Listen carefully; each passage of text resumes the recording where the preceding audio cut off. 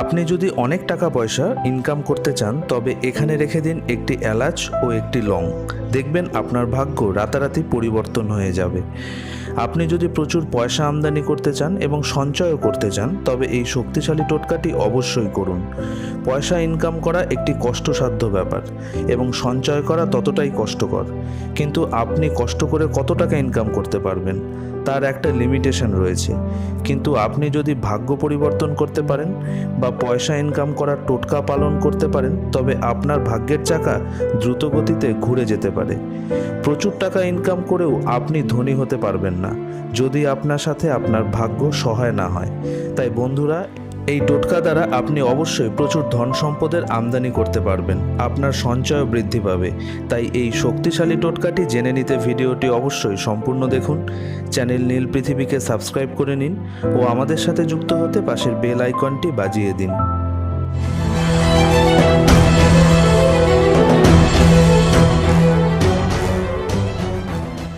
টোটকা হলো এমন একটি উপায় যার দ্বারা আপনি কম পরিশ্রম করেও ধনশালী হতে পারেন। কিন্তু টোটকা করা মাত্রই যদি আপনি ভাবেন রাতারাতি ধনী হয়ে যাবেন তা তো সম্ভব নয়। কারণ আপনি ভগবানের কাছে কিছু প্রার্থনা করলেন এবং পরের দিনই তার ফল আশা করলেন, এমনটা যেমন সম্ভব নয় তেমনি টোটকার ফল পেতে কিছুদিন অবশ্যই সময় লাগবে। তার আগে টোটকাটি অবশ্যই মনে বিশ্বাস নিয়ে করবেন, তবেই সফলতা পাবেন। একবার ভেবে দেখুন, পৃথিবীতে যারা আজ কোটিপতি তারা কি সবাই পরিশ্রমের ইনকাম দিয়ে ধনী হয়েছেন? না, তাদের জীবনে ভাগ্যের চাকা এমনভাবে ঘুরে গেছে যে কিছুদিনের মধ্যেই তারা কোটিপতি হয়েছেন। তাই বলা যায় কার কখন কিভাবে ভাগ্যের চাকা ঘুরে যেতে পারে। তাই বন্ধুরা, এই এলাচ ও লবঙ্গের সাহায্যে এই টোটকাটি একবার বিশ্বাস মনে করেই দেখুন, এর পরের কোটিপতি আপনিও হতে পারেন। এই টোটকাটি যে কেউ, বৃদ্ধ, যুবক, যুবতী এবং কিশোর কিশোরীরাও, বিবাহিতরাও করতে পারেন। যে কোনো দিন এই টোটকাটি করা যেতে পারে, তবে খুব ভালো হবে যদি শুক্রবার দিন এই টোটকাটি করতে পারেন। কারণ শুক্রবার মাতা লক্ষ্মী দেবীর বার বলে মানা হয়। যার শুক্রর স্থিতি ভালো তার গৃহে মাতা লক্ষ্মী বিরাজ করেন। তাই শুক্রবার দিন সন্ধ্যাবেলা স্নান সেরে শুদ্ধ বস্ত্র পরিধান করে মাতা লক্ষ্মী দেবীর চিত্র বা মূর্তির সামনে আসন পেতে বসুন এবং একটি শুদ্ধ ঘিয়ের প্রদীপ জ্বালিয়ে দিন। এবার আপনি আপনার ডান হাতে একটি লবঙ্গ এবং একটি এলাচ নেবেন। জ্যোতিষশাস্ত্রে এই লবঙ্গ ও এলাচের প্রভাব খুব রয়েছে। এক্ষেত্রে খেয়াল রাখবেন সেই লবঙ্গ এবং এলাচ যেন ভাঙা বা নষ্ট না হয়।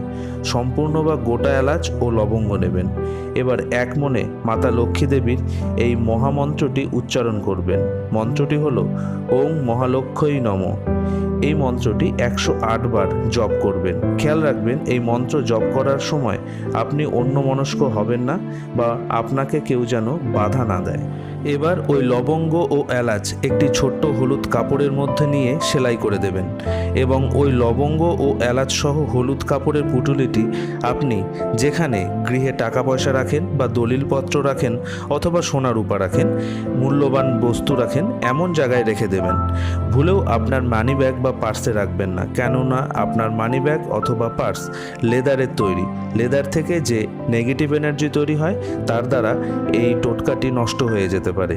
আপনি ওই পুটুলিটি ব্যাংকের লকারেও রাখতে পারেন। দেখবেন কিছুদিনের মধ্যেই আপনার অর্থ আগমনের পথ খুলে যাবে, ফালতু খরচও কমে যাবে, ধার বা ঋণ দিয়ে দেন এমন টাকাও পেয়ে যেতে পারেন। বন্ধুরা, বিশ্বাস করে এই টোটকাটি একবার করে দেখতেই পারেন। আশা রাখছি অর্থ সম্পর্কিত সমস্যার সমাধান খুব শীঘ্রই হয়ে যাবে। তো বন্ধুরা, আজ এ পর্যন্তই। ভালো লাগলে শেয়ার করুন, লাইক ও কমেন্ট করুন। ধন্যবাদ।